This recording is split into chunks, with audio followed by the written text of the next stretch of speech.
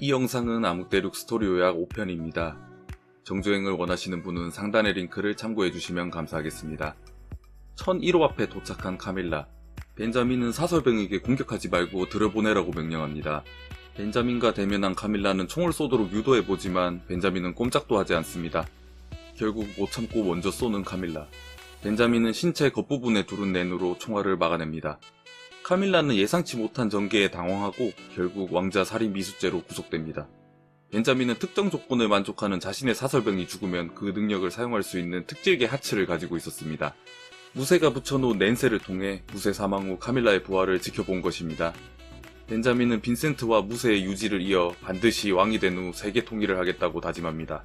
수호용수의 능력은 아직 미상. 다시 1014호, 각 왕자들이 보낸 16명의 강습자들이 처음 모였습니다.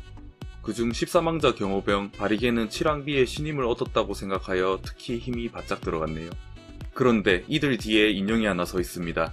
이 인형은 이들 중 한 명의 낸 능력인데요. 인형은 다른 낸 능력자에게도 보이지 않으며 오직 술자 자신과 술자가 인형을 빙의시킨 단 한 명만 볼 수 있습니다. 크라피카는 낸 강습을 시작하기 전 16인 중 이미 낸을 사용할 수 있는 사람이 있냐고 묻습니다. 낸 능력 판별 전문가 휴리코프와 13왕자 헌터 경호원 베레레인테 두 사람이 손을 드는데요. 휴리코프는 여기에 낸 능력자가 추가로 4명 더 있다는 것을 눈치챕니다. 그때 인형에 빙의된 10왕자 종자 로베리가 뒤에 서 있는 인형의 존재를 눈치채고 광역 어그로를 끌어버립니다. 그리고 바로 공격하는 암살자의 인형. 타겟은 바리겐입니다. 바리겐의 몸에 생겨난 4마리의 뱀. 이 뱀들은 순식간에 바리겐의 피를 다 빨아먹고는 밖으로 나와 녹아버립니다. 첫날 14왕자 왕실 경호병들을 죽인 바로 그 능력입니다. 확실히 이 능력은 태생부터 암살을 위해 만들어진 능력. 한 명이 어그로를 끌게 하고 그 사이 짧은 시간 안에 타겟을 죽여버립니다. 강습자들은 잠시 패닉에 빠지지만 결국 암살 전 어그로를 끈 로베리가 구속되는 선에서 사건은 마무리되고 다시 수업이 시작됩니다. 로베리는 휴리코프가 생각한 낸 능력자 4명 중 한 명이었습니다. 암살자의 인형 빙의 때문에 오라가 각성되어 휴리코프가 착각한 것입니다. 시마노에게 총과 다우징 체인을 들이대는 크라피카. 시마노는 범인이 아니네요. 참아왔던 울분이 터지는 시마노. 빌과 시마노는 검증되었고 암살자는 아마 휴리코프가 낸 능력자로 상정한 나머지 3명 중 1명일 것입니다. 본격적인 강습 시작. 처음은 오라를 느껴보는 것부터 시작합니다. 휴리코프는 오이오이를 시전하는데요. 낸 능력자인 것을 팍팍 티내는 구왕자 사설병 때문입니다. 사실 이들은 구왕자의 낸수가 새긴 깃털 각인 때문에 반각성 상태가 된 것이었는데요. 구왕자 사설병들은 할켄부르그의 지시대로 이 각인에 대해 크라피카에게 자문을 구합니다. 크라피카는 깃털 각인이 리스크를 동반한 어떠한 서약의 표시일 것이며 왕자 자신과 경호병들이 동일한 각인을 가지는 것은 리스크도 동등하게 짊어진다는 의미라 말해줍니다. 사망자가 지원한 경호병 사카타는 동맹의 어드밴티지를 내놓으라 하며 이들의 대화를 같이 들었는데요. 사카타는 크라피카의 설명을 듣고 할켄부르그의 약점은 무엇일까 생각해봅니다. 휴리코프가 의심한 마지막 한 명은 거의 완벽하게 자신을 위장하고 있습니다. 휴리코프는 그가 뱀 암살자라고 확신합니다. 12왕자 암살자를 처리하고 1013호로 돌아오는 한조. 그런데 1013호에는 아무도 없고 비주얼이 한층 더 빡세진 13왕자의 낸수만 덩그러니 있습니다.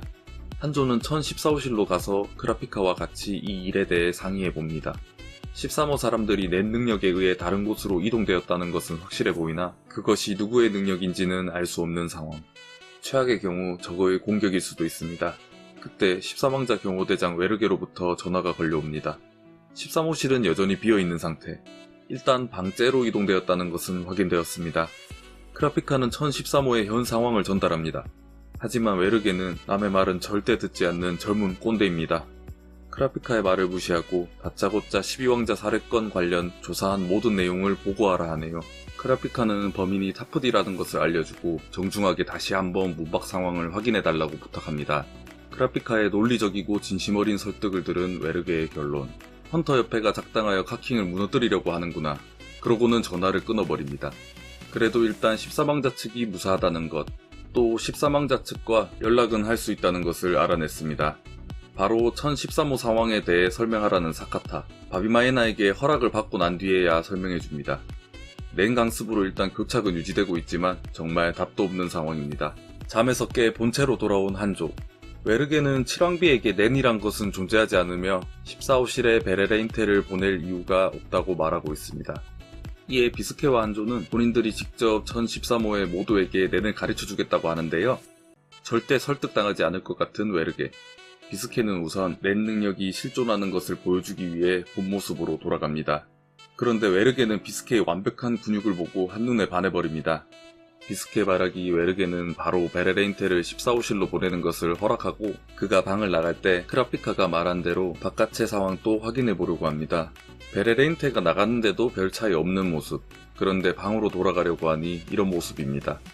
사실 베레레인테 시점에서는 방을 나간 순간 13왕자실 안에 있던 모두가 사라져버렸습니다. 13왕자 낸수의 능력으로 공간 이동되었고 나갈 수는 있으나 다시 돌아올 수는 없는 일방통행 능력이라는 것이 밝혀졌습니다. 웨르게는 결국 낸의 존재를 인정하고 13왕자실 전원이 함께 낸 수련을 시작하자고 합니다. 강습 도중 화장실에 간 4왕자 경호병 뮤안도 암살자에게 당해버렸습니다. 연쇄 암살을 크게 독려하는 강습자들. 다행히 베레레인테가 잘 설득하여 강습을 이어나갈 수 있게 되었습니다. 고마움을 표시하는 크라피카. 베레레인테는 됐으니까 빌을 좀 빌려달라 합니다. 빌과 잡담하는 척 13호실 앞에서 현 상황을 보고하는 모습. 지금까지 봤을 때 14왕자 암살자는 이들 중 한 명일 것으로 예상됩니다. 다음 화에서 한 번만 더 업데이트를 하도록 하겠습니다. 가능성은 희박하지만 휴리코프가 관찰한 낸 능력자는 별개이고 다른 사람이 범인일 수도 있습니다. 이 경우 빌과 시마노를 제외한 14왕자실의 모든 사람이 용의자입니다. 빌과 시마노도 자기 최면 능력을 숨기고 있으면 할켄부르그는 자신의 사설병들과 함께 죽은 12왕자에게 묵념하고 있습니다. 그 순간 그들에게서 엄청난 양의 오라가 만들어지는데요. 깃털 각인을 가진 자들이 가까이 모일 때, 특히 의사를 통일하고 모두 한마음이 되었을 때 시너지가 생기고 서로가 서로의 능력을 높여주는 형태입니다. 고왕자실에 가있던 1왕자 사설병 시카쿠는 차원이 다른 오라의 양을 보고 고왕자가 왕자들 중 가장 위험하다는 것을 깨닫습니다. 최대한 빨리 고왕자를 죽여야 하는 상황. 하지만 시카쿠는 자신과 교대한 1왕비 경호병이 기억상실을 동반한 기절을 경험했다는 것을 전해들었습니다. 지금 당장 고왕자를 죽이고 싶지만 낸수에게 카운터 당할 경우 기억 조작이 발생할 것입니다. 이는 1왕자에게 허위 보고를 하게 될 가능성, 즉 오히려 1왕자를 위험에 빠뜨릴 가능성이 올라가는 방향입니다. 시카쿠는 고왕자 낸수 공격에 관찰자가 필요하다고 결론 내리고 1왕자에게 추가 인원 2명을 요청합니다. 기도를 끝낸 고왕자는 나스비 국왕에게 찾아가 계승전 중지를 설득하려고 마음먹습니다. 계속 나스비에게 찾아가 방문을 요청하고 편지도 전달해보지만 아무 소용이 없네요. 아무리 찾아와도 안 만나주는 나스비를 만나기 위해 결국 총을 들고 왔습니다. 계승전을 중지할 생각이 없는 나스비. 할켄부르그는 나스비에게 총을 발포합니다. 하지만 멈춰버리는 총알, 나스비의 낸수가 막은 것입니다. 그는 이런 상황조차 이미 다 예상하고 있었습니다. 이번에는 할켄부르그 본인에게 총을 쏴보지만 그의 낸수가 총을 잡아냅니다. 나스비는 할켄부르그에게 트롤리 딜레마에 대해 알고 있냐고 묻는데요. 트롤리 딜레마는 브레이크가 고장난 트롤리가 그대로 갈 경우 5명이 죽고 레버를 당겨 선로를 바꿀 경우 1명이 죽을 때 선로를 바꿔야 하는지에 대한 유명한 윤리학 사고 실험입니다. 할켄부르그는 선로에 국민과 왕자들이 있고 둘 중 하나를 선택해야 하는 상황이냐고 묻습니다. 나스비는 그게 핵심이 아니라고 하는데요. 레버는 당연히 당겨야 하는 것, 그리고 어떻게든 반드시 당겨질 수밖에 없는 것. 이 문제의 핵심은 누가 레버를 당기는가 라고 합니다. 확실히 나스비는 트롤리 딜레마가 아닌 트롤리 문제라고 했습니다. 그의 기준에선 답이 명확히 정해져 있는 문제였던 것입니다.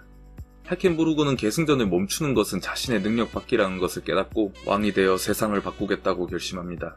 1왕자 사설병 시카쿠는 이때 할켄부르그의 낸수에 의해 잠들었다 깼는데요.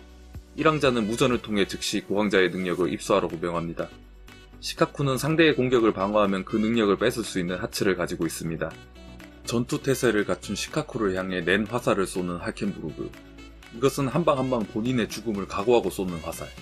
모든 종류의 방어를 뚫을 수 있으며 깃털 각인을 가진 사람 한 명의 육체가 소모됩니다.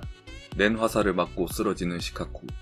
이 공격은 오라의 파워가 워낙 세서 BW호 1층에 있는 낸 능력자 모두가 진동을 느낄 정도입니다. 다시 일어난 시카쿠에게는 육체를 바친 스미들리의 영혼이 들어가 있습니다.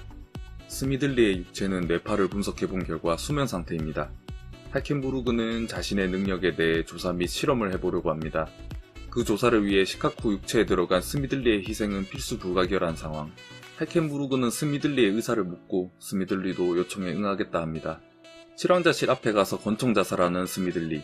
기본적으로 이 실험은 시카쿠의 영혼이 어디로 갔는지 그 행방을 알아내기 위한 실험이었는데요. 자살 직후 스미들리의 육체가 깨어났으나 육체에 스미들리의 영혼이 다시 들어간 것인지 시카쿠의 영혼이 들어있는 것인지는 아직 밝혀지지 않았습니다. 뿐만 아니라 하필 왜 칠황자실 앞에서 죽은 것인지, 또 자살과 동시에 바쇼가 오라의 진동을 느낀 이유는 무엇인지도 불분명합니다. 단순히 의지 단결에 의한 진동일 수도 있지만 할켄부르크가 자살과 동시에 어떠한 능력을 사용했을 가능성도 있거든요. 아마 이번에 곧 나올 연재분에서 확인할 수 있을 것 같습니다.